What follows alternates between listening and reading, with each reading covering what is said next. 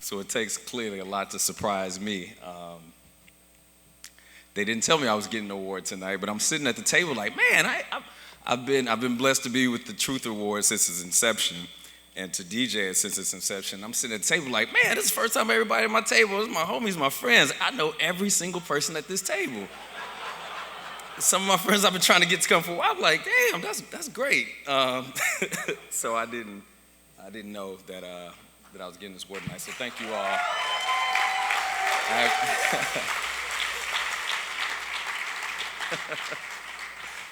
Shout out to my best friend Tay, because there's a suit I've been saving for like a year, not this one. He's like, wear that suit. I'm like, nah, wear that suit. And so now I see why he wanted me to wear a certain look tonight. But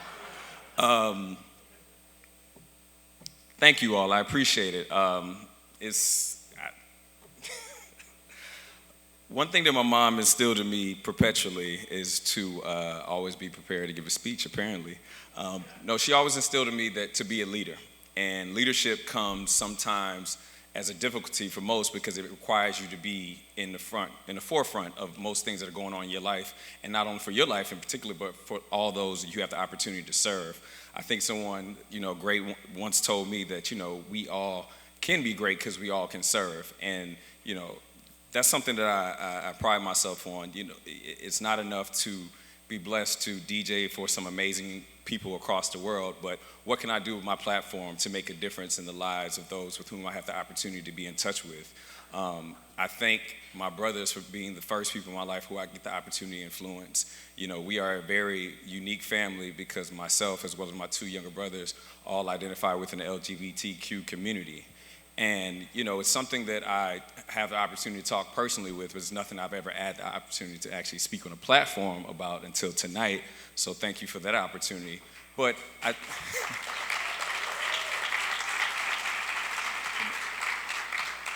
it's something to be said. Our story is so unique because we grew up all under different circumstances. I'm a military brat, had both of my parents in the household during my formative years. My middle brother, Ryan, grew up mostly in Baltimore, and my mother had passed on during his formative years. And my youngest brother, Kamani, his mother, he has a different mother, and they lived on the opposite side of town. And so I highlight that just to say that so often people operate from a strong place of ignorance as it relates to sexual orientation and sexual identity. It's without a doubt, it's just genetic in our family, and that's something that I'm extremely proud of. And I want some type of research to be done to broaden the awareness of sexual orientation, sexual identity across the board,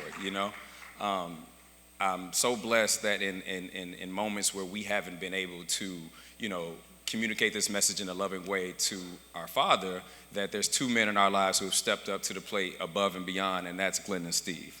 I love you all tremendously.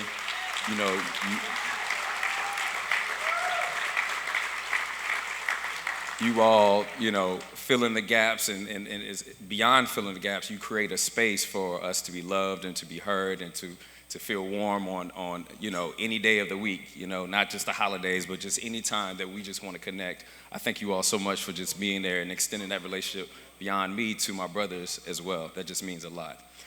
As it relates to the nonprofit organization that I'm blessed to lead, Beats to Beat Breast Cancer, Black women do such an amazing job of taking care of everyone and oftentimes put themselves last. It's one of the intangibles that we are unable to identify as it relates to why breast cancer adversely affects Black women at a disproportionately higher rate, In LA County, if you're African American and you're diagnosed with breast cancer, your chances of succumbing to the disease are 56% greater than your white counterparts. And so in understanding that, given that we lost my mother, Tracy, to breast cancer when she was only 35, and then also lost my godmother, Linda, to breast cancer.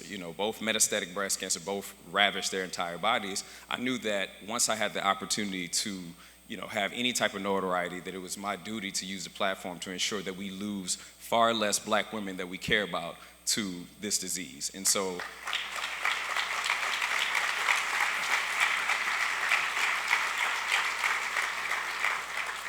annually, our organization, Beats to Beat Breast Cancer, raises funds similar to Better Brothers Los Angeles, to provide scholarship resources to Black and brown students who are diligently focus on eradicating this disease. So thank you all for supporting Beats to Beat Breast Cancer. Thank you all for supporting me.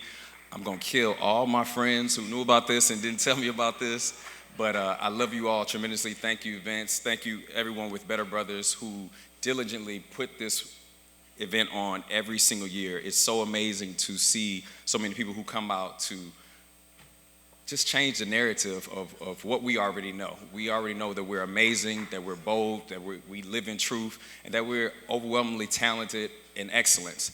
And I'm thankful to be a steward of that excellence with you all today. Thank you.